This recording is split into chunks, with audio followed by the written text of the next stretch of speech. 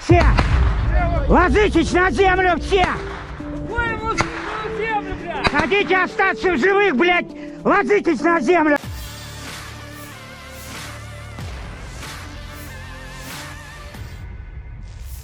Militer Rusia merilis rekaman detik-detik penyerangan ke benteng pasukan Zelensky di timur Ukraina.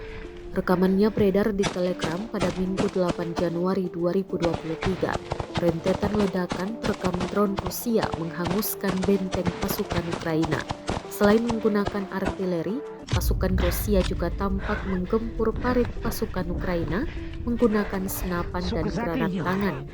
Parit pasukan Ukraina segera diserbu memaksa penghuninya menyerah. Tentara Rusia juga mengklaim berhasil menahan sejumlah nasionalis Ukraina langsung dari parit dan menggiringnya keluar. Dalam keterangan unggahan disebutkan militer Rusia menunjukkan serangan terhadap benteng angkatan bersenjata Ukraina. Serangan berkembang sesuai dengan taktik yang berhasil. Pertama, artileri bekerja, kemudian unit penyerang masuk. Jelas narasi unggahan militer Rusia.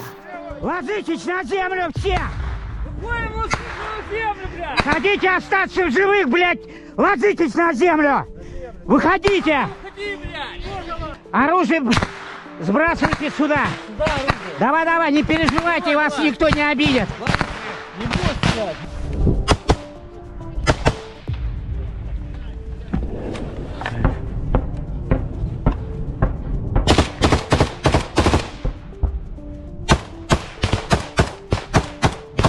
Все.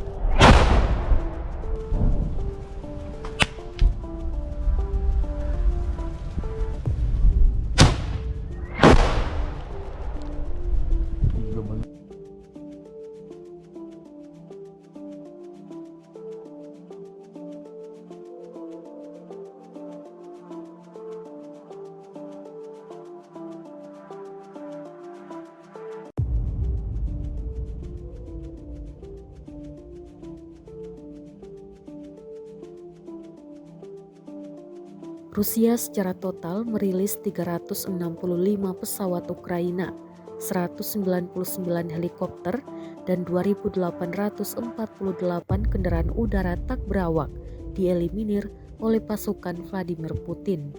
Sementara dari kubu Kiev, Kementerian Pertahanan Ukraina merilis 430 tentara Rusia dieliminir dalam sehari terakhir.